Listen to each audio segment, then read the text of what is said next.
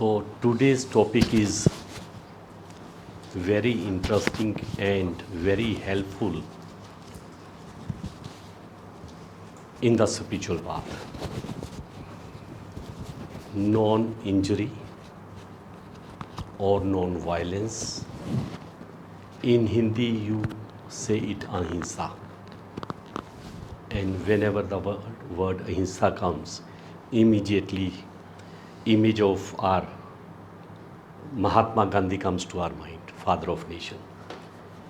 Because he used this tool only to get freedom to India from Britishers. This is such a powerful tool. Before we discuss, we share what this non-violence is, to what extent it is to be practiced, and what are the benefits of this non-violence. Let us first try to understand what yoga is. You know what yoga is? Yoga is a union with God. And how that union is done? We all are here for some specific purpose. To know God. That's why we are here. We do the meditation on the techniques of Paramahansa Yogananda ji. So, first we have to understand the basic principle of yoga is to know that the same life is flowing in everyone's veins, whether that is human being or any creature in the creation. It is the same life. And Master has very beautifully given us the example of gas burner. He says the jets of burner apparently seem different to each other, but they manifest the same light beneath. Same is here. We all creatures of this creation, we may look different, but we all are expressions of same God. Once you understand this, then next step is to realize this oneness. It is not a matter of reading or listening. You have to realize it. How can you realize it? Through meditation. When you go deeper and deeper into your meditation, then you can realize this unity. And to go deeper into meditation, this non-violence helps you beautifully, to a great extent. When we say non-violence, it doesn't only mean killing. And even every killing is not non-violence. Although it is said that we have to practice this non-violence. But our Param Guru, Shri Yukteswar ji said that this cannot be practiced to 100%. Some killings you cannot avoid. Even while reading this affirmation, it was there. How? When we inhale, when we breathe, some unseen insects, they go inside and get killed. You just can't avoid it. You step out of your house, some small insects, they get killed. You just can't avoid it. And similarly, when you are on the highway, some flies, they get struck into your windshield screen and they get killed. So these things cannot be avoided. And if this thing happens, you will not be punished for this violence. Right? When we practice a teaching, to that extent that it becomes difficult for us to live even, then we are committing a crime to ourselves. So we have to see logically what is good, what is not good. And Patanjali's deeper meaning of this non-violence is attitude of mind. It is not what you do with your physical body, it is what is attitude of mind. And that was also there in the affirmation. So when with a thought of killing or hurting someone you act, then you are doing harm more to yourself than to that person.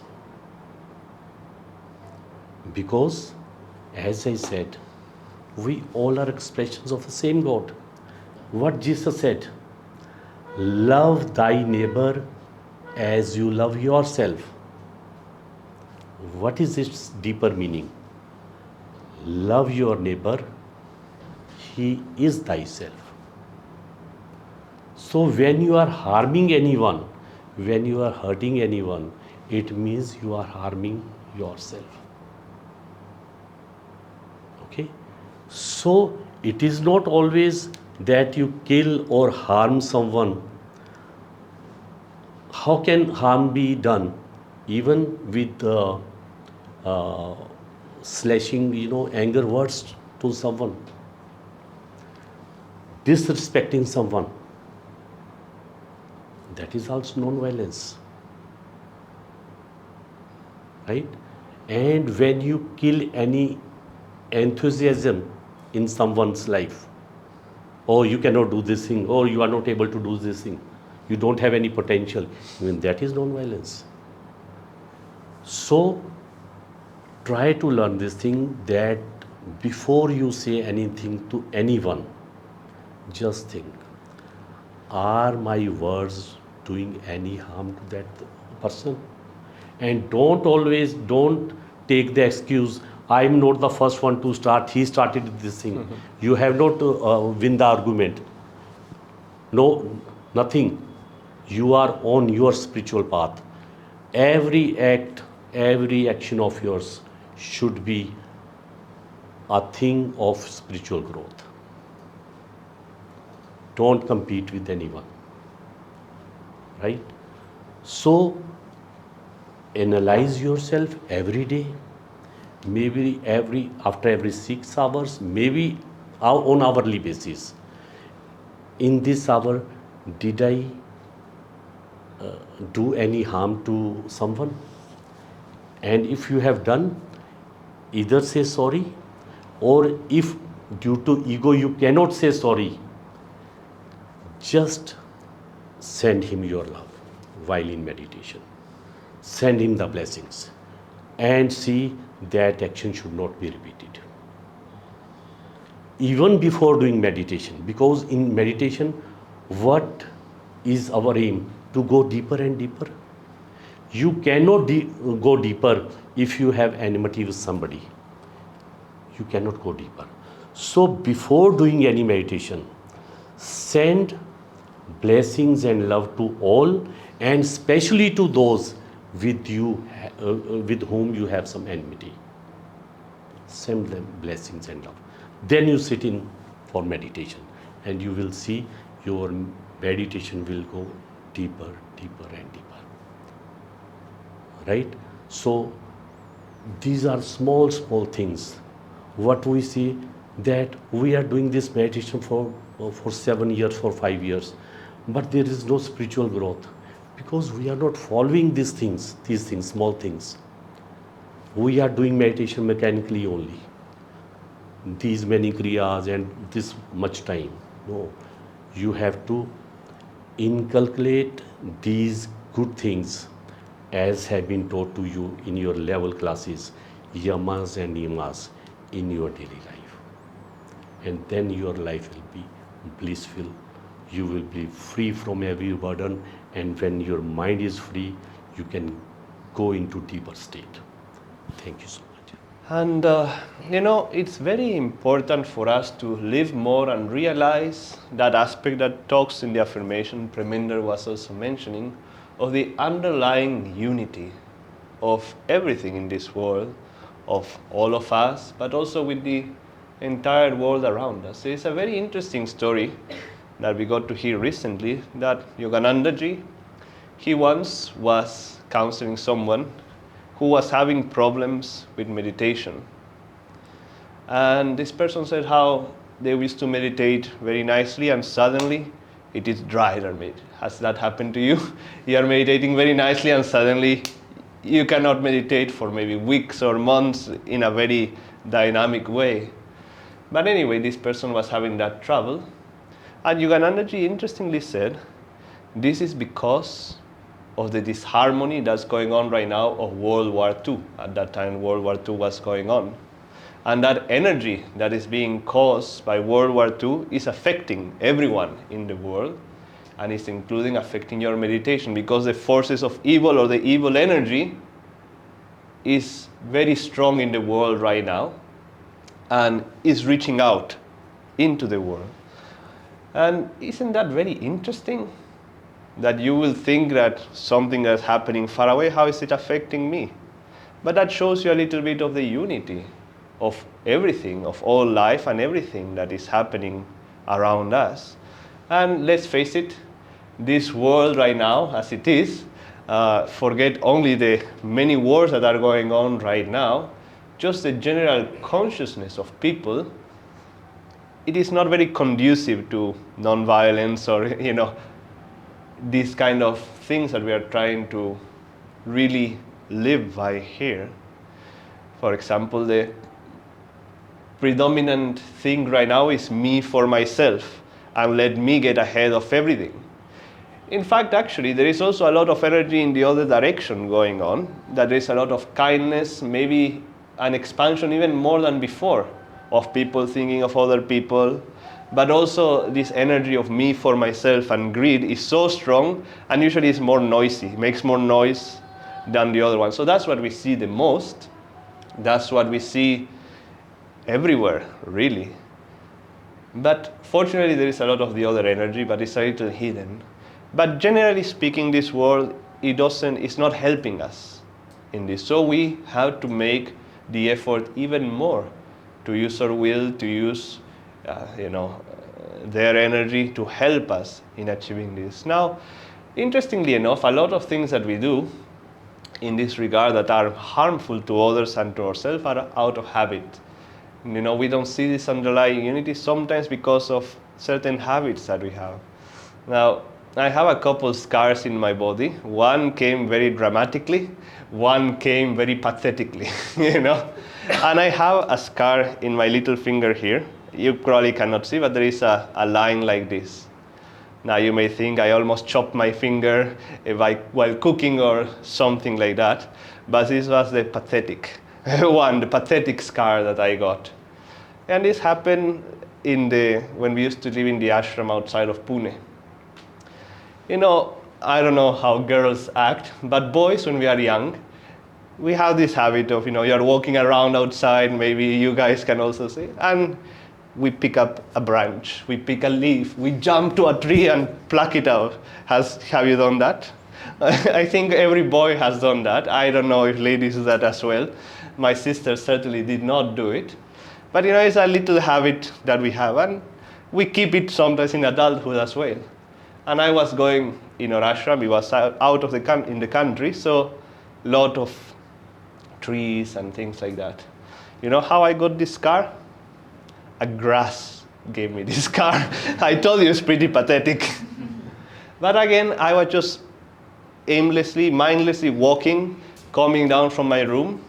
And now, to make it clear, it wasn't the grass that we have out here. Bamboo is considered to be a grass as well. But this grass, after monsoon in Pune, in that area, monsoon is crazy. The grass was this tall, yeah, and it was maybe this thick, not that thick, but strong.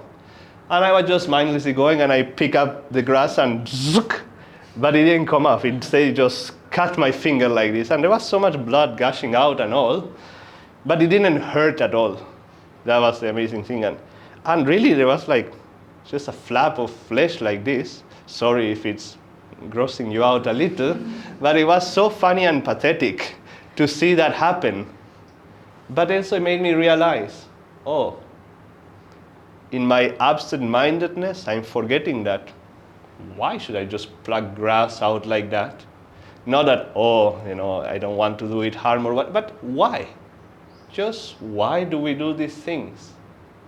And a lot of times, out of ignorance and out of certain habits that we have created, we inflict harm upon others and upon ourselves.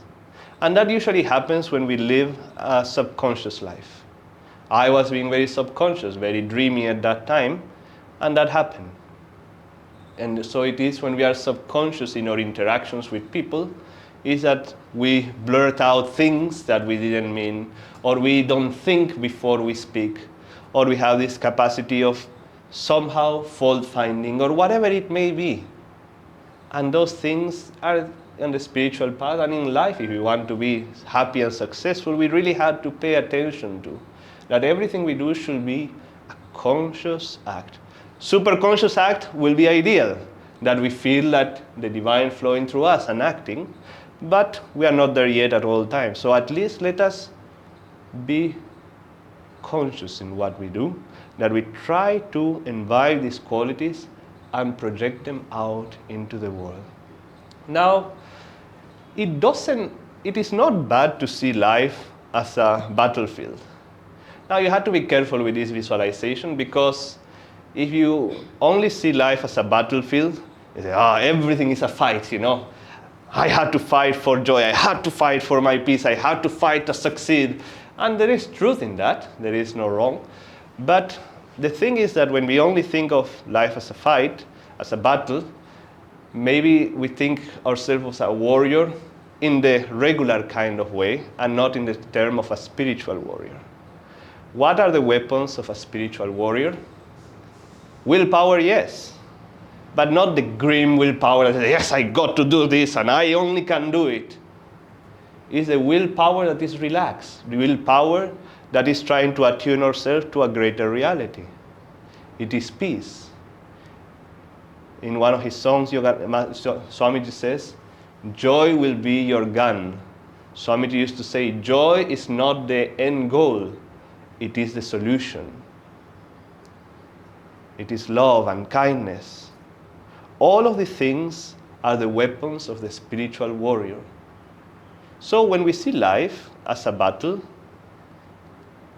as a fight, it is true, all those things are there, but we had to choose our weapons rightly, that they will be in tune with a higher reality, not only for the sake of other people, as we read in this affirmation, but for our own sake. Because when we express these lower qualities, we are the ones who suffer the most. We are the ones who are channeling them, therefore they are strongest. Everything is strongest at its source. The light is strongest when you are next to it. And so it is that all these qualities of anger, frustration, selfishness are strongest in us when we channel them. But the opposite is also true. The positive qualities will be strongest in ourselves, and then people will see that a little bit outside. And it is no wonder why the Bhagavad Gita happens all before a battle, and why the Mahabharata is all really, everybody is just waiting for the battle to happen. I remember some Indian friends that they always said like, yeah, the Mahabharata series was very long, but we were always waiting for the battle to start. That was the main thing we were looking forward to. And then for their disappointment, almost when the battle is about to start, there's a whole 1 or 2 episodes of Krishna just talking to Arjuna. When is the battle going to start? But interestingly enough, Krishna told to Arjuna, you have to fight. He didn't say, no, non-violence, no, Shanti, bless them, go to Himalayas, let them rule the kingdom. No, he said, you have to fight. He said, you see, even though they are your cousins, your family, you have to fight. You see their bodies fall, I see their spirits rise. He was able to see the unity, the higher dharma, you could say as well. And we know that this is an allegory, but also is a reality. Jesus Christ, and I'll paraphrase, he said, I didn't come to bring peace. We come to bring a sword. I have come to bring to point, and this is the paraphrase part, mother against daughter, father against son, brother against brother. The great masters, they come with a lot of power. Power is also an aspect of God, we have to remember. And they come really to destroy our delusions, to destroy all the things that are holding us back. And we had to understand that in order to destroy them, we also had to do violence. We had to do violence without doing harm. That is the key. Sometimes we do have to be violent with ourselves. There is a story of a man who was an alcoholic, and he was letting it go, slowly letting it go, and he was having success. And he was becoming happy for a few days. He was not drinking. And then one fine day, he got a bottle and started drinking again. But this man was also on the spiritual path. And he was just so disappointed at himself. So he got very angry. And he took the bottles and threw them on the street. All the bottles, he threw them on the street. And that great act of somewhat violence removed that desire completely from him. One time, Swami Kriyananda, he was trying to meditate, and he started feeling the ego bothering him, the intellectual pride that he used to have a little bit. And he very strongly in meditation say, I'm sick of you, get out of here. And he had to be very violent with that part of himself. But he said from that moment onward, it stopped bothering him completely. So this life is a fine balance. Sometimes we had to say, yes, you are doing okay, don't worry, yes, you are getting better. But sometimes it's time for us to say, no, I'm tired of this, I'm not a cat, let me just get rid of it. And with a strong burst of will, you let it go. And strongly discipline yourself. Now, it doesn't always work. I always think like if I shout that in my meditation, like Swamiji, nothing will happen. I'll just make a fool of myself, especially if other people are around. But we have to really learn to work with ourselves. Remember, the spiritual path is not for wimps. It's not for people who don't have will, but it's for us to learn how to use our will correctly, in tune with these higher realities that are in tune with the world around us as well. So everything should ideally be an expression of joy. Even when we do these things, should be bringing us in an elevated state, not to abase ourselves. We should not do self-flagellation. That is not good. Whatever we do, we have to know our limits. We have to introspect. We have to understand where we are and when do we need to use each weapon. In fact, Master said that the quiver of arrows of Arjuna represented the different techniques and the different weapons that the devotee has in order to fight delusion. And we had to understand also that, yes, Arjuna was fighting his own cousins and all, and Christ did say to fighting against brother and sister and all that, that as spiritual seekers we had to be strong also. As Prem Inder said, try our best to put God first, no matter what other people say. And oftentimes it will be our families that will pose the greatest obstacle for all of us. Because the family has a tradition, it has habits, it has whatever it is. But it is rare and blessed, the devotee who is able to go against all those things that maybe the family is telling them, if they know what they need to do. There is a beautiful story that there was a man who was very devoted, and he prayed to God, Lord, whenever you call me, I will leave everything and just go to the Himalayas and meditate for you alone. But God never called him for a long time, and he got married, and he had his job, And unfortunately, when his wife was pregnant, she died at childbirth. And he was, his wife had just passed away, and he was holding his baby alone at his home. And then suddenly he received the call of God. My son, my devotee, and now is the time for you to come and live for me alone. And you can imagine, this person was like torn. It is the only thing he had left from his wife and everything. And the story goes that he saw, those lizards, we always see those geckos that, I don't know if you have ever seen, but they lay their eggs like that on the wall. They get stuck in the wall and then they leave. And he saw the gecko doing that and not paying any attention to the babies anymore. And he took that as a sign and he put to the test. And he said he decided to put the baby on a cradle and he left him by the road, her by the road. And he went into behind a bush and hid and see what happened. Now, so it happened that at that time, the queen was parading in the streets. And the queen, as she was coming nearby, heard this cry of the baby. And she made the guards go and look for what was happening. And they found this baby girl. And the queen saw this girl.